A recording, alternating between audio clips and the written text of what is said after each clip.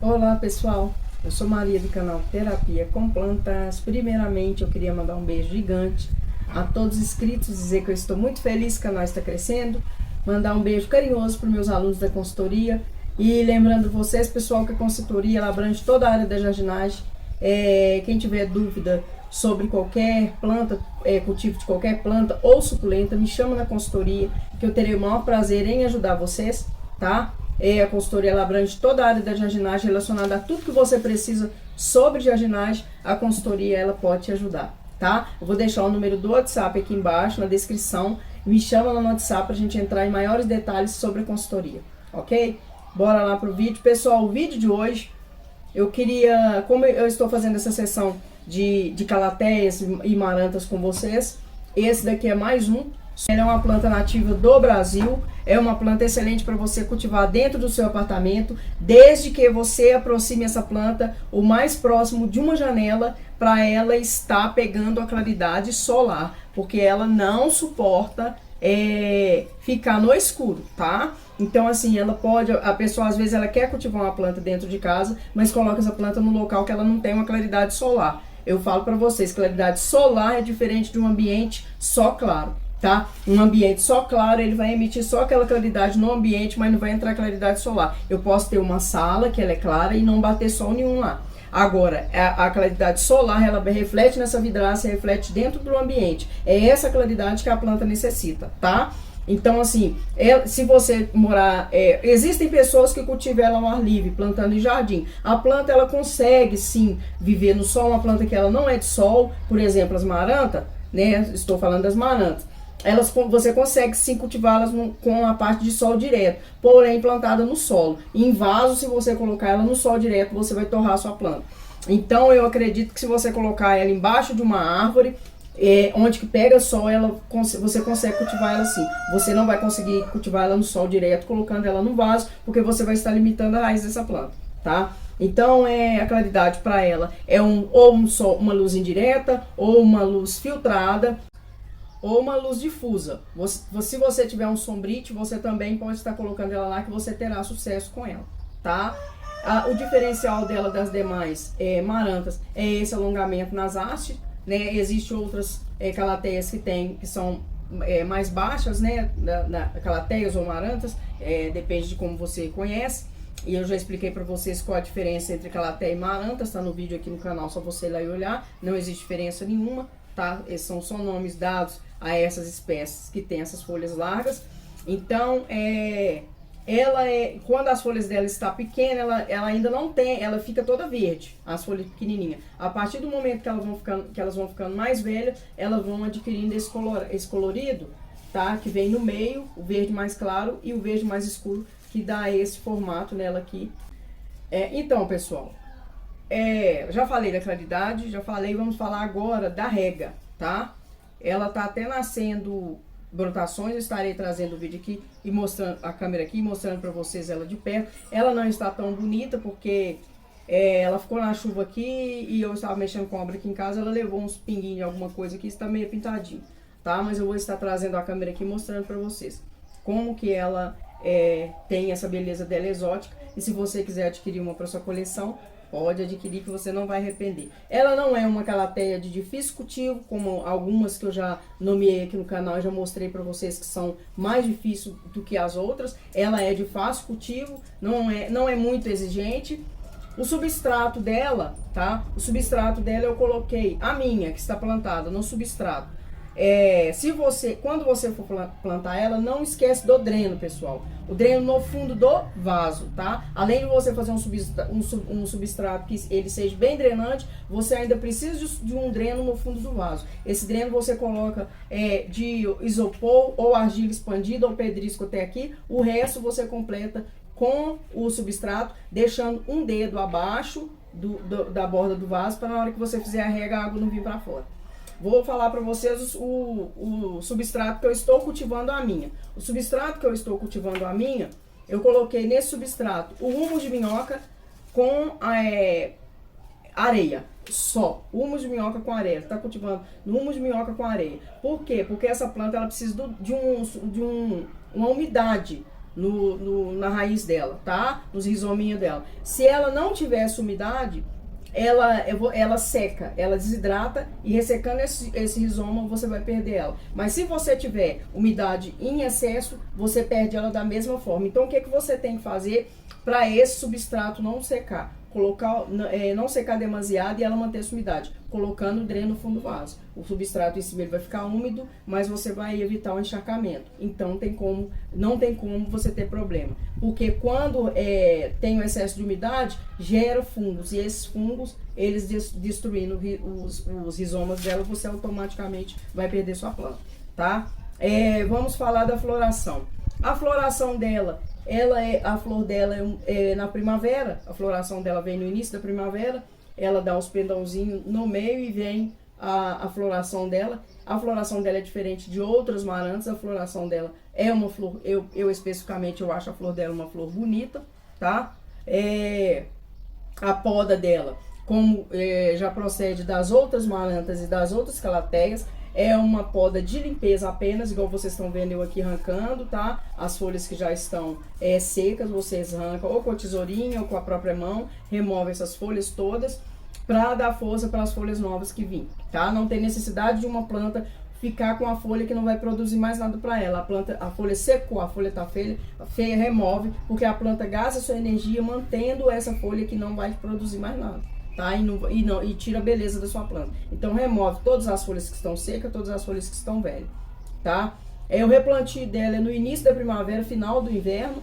Você faz o replantio, que eu já expliquei que ela é uma planta também que entra em dormência, vai entrar em dormência, vai produzir pouca folha. Ela não é igual outras marantas e calateias que ela entra na dormência total e some as folhas todas, tá? Então, mas ela entra assim, ela para de produzir as folhas. Então, você vai pegar ela e vai fazer o replantio no final do inverno, início da primavera, é época de fazer o replantio dessa planta, tá? A rega dela, se você morar no estado muito quente, você pode estar fazendo essa rega todo dia, desde que esteja esse dreno no fundo do vaso, tá? Ou então você coloca o pratinho embaixo, coloca água nesse pratinho para ela absorver a água da raiz para cima, tá? E você não ter problema com fungo. E aí, se você morar no estado muito quente, você faz essas regas todos os dias, tá? Se você colocar ela dentro de um apartamento, esse apartamento tem que ter uma ventilação, porque a planta ela precisa de ventilação. Se ela não tiver ventilação, ela vai proliferar fungo e sem contar que vai desencadear a cochonilha na parte traseira das folhas. Até você descobrir que a planta está com a raiz doente, tá? A cochonilha de raiz também, ela pode desencadear a cochonilha de raiz pelo fato de não ter ventilação dentro desse apartamento e esse substrato não secar e você achar que esse substrato está seco e continuar colocando água nela. Você vai fazer a rega dela todos os dias, desde que esse substrato esteja seco. Como que eu faço para saber se o substrato está seco? Coloco o dedo na terra. Agora, na dúvida, coloca o dreno mais alto ainda, que esse substrato vai secar mais rápido e você vai fazer. Às vezes a pessoa quer que o substrato fique mais úmido e não coloca o dreno no fundo do vaso. Automaticamente a planta vai ficar úmida embaixo, seca em cima e você vai achar que ela está seca, colocando mais água e automaticamente essa planta vai desencadear o fungo na raiz dela ou a cochonilha de raiz e você vai perder a planta sem saber o porquê. Aí você vai começar a andar com ela dentro do seu apartamento ou dentro da sua casa, caçando um local para colocar ela, achando que é luz, achando que é o local e o problema está na raiz da planta. Até você descobrir, você já perdeu os rizomas e não tem mais volta, tá? Então, ela precisa sim de ventilação. Agora, não confunde ventilação com vento. Um local ventilado é um local que o vento passa nele, mas não entra vento muito forte, tá? Então, é uma planta para você cultivar, mas ela também serve para fazer bordadura em jardim, que fica maravilhoso, uma bordadura feita com uma folha, uma folhagem desse nível aqui, porque ela é muito, muito, muito bonita, tá? Então, pessoal, eu espero que eu não tenha deixado dúvidas sobre a Calatheia Heloise. Se eu deixar, pode deixar lá nos comentários que eu teria o maior prazer em responder. Lembrando a vocês que essa sessão de calateias e marantas eu estarei fazendo. Ainda tem outras que eu vou estar vindo falar para vocês, mostrar o cultivo. Igual eu já falei para vocês, algumas têm o substrato mais fácil, outras têm um substrato que você tem que ter mais cautela para não perder a sua espécie. Essa daqui, igual vocês viram, ela está no humus de minhoca com areia. As outras eu já acrescentei a casca de pinos. Então, você vai seguindo os vídeos para você ver a diferencial entre algumas delas, dependendo do estado que você mora. Quando eu falo para vocês a importância da claridade para a planta eu estou me referindo a isso. Se vocês observarem, ó, ela está pendendo toda, tá, para um local só. Por quê? Porque essa parte de trás dela aqui, ela fica junto a outras plantas, ou seja, aqui ela está recebendo menos claridade, aqui ela está recebendo mais claridade. Se vocês observarem as folhas onde ela não pega mais claridade, estão menores, não cresceram tanto. E as que pegam mais claridade, além delas estar toda pendida para a claridade, ó, dá uma observada. Estão vendo? Ela está toda pendida para o lado onde tem a claridade. Aqui, ó, aqui sem claridade, com claridade. Elas estão maiores, mais saudáveis, tá? E a haste delas tombaram aqui, ó, em busca da claridade, tá? Ou seja, se ela tivesse com claridade toda no vaso todo, o vaso todo estaria com essas hastes grandes, tá? E mais aberto. Como aqui, ó, elas juntaram, porque elas estão em busca da claridade. Porque a falta de claridade para ela deixa essa particularidade nelas das folhas juntarem assim, ó, tá? As folhas ficam para cima. E o que acontece? Quando elas estão com mais claridade, as folhas abaixo. Por isso que o nome dela é denominado planta rezadeira. Por conta essa característica que as marantas têm e as calateias. E aqui, ó, se vocês observarem, ó, a parte sem claridade e a com claridade. Olha a diferença das folhas, essas maiores. Aqui, ó, ela tá pendendo toda pro lado da claridade. Então, quando eu me refiro à claridade solar, é disso que eu estou falando. É porque essas daqui de cima estão pegando o flash do sol que passa no meu corredor, está batendo nas folhas dela e indo embora. Existe uma explicação para essas folhas delas estão juntando à noite. Algumas até fecham, tá? Fecham assim, ó, e levantam. Algumas só levantam, igual essa aqui já começou a levantar, ó. Aqui, ó. Algumas levantou. Existe uma explicação para esse fenômeno, que é chamado, tá? É um fenômeno físico, tá? Na qual o ar, em contato com o frio, ele se transforma em gotículas, tá? Que é o chamado ou sereno, e alguns conhecem como sereno, outros como orvalho. E isso, pelo fato dela ser planta de floresta, esses locais são locais úmidos. E esse fenômeno ocorre muito em locais que são locais que tem floresta, que tem muita vegetação. E aí é onde cai esse sereno nas folhas. Então, o que elas fazem? Elas levantam a folha para evitar delas pegar excesso de umidade e levar esse excesso de umidade para a raiz delas. Então, elas levantam a folha para estar desfazendo, né? Não recebendo essa umidade em excesso. Então, essa é uma explicação, tá? Científica, tá? Para a planta rezadeira, tá? Que levanta as folhinhas, todo mundo fala que ela tá rezando. Isso é uma das explicações que existe para esse fenômeno físico maravilhoso que acontece com ela, tá? Aqui, ó, à noite, no entardecer, porque ela já sabe que ela vai receber essas gotículas de água nas madrugadas frias das florestas onde que elas vivem. Então elas têm esse procedimento para estar se protegendo. Espero que tenha entendido.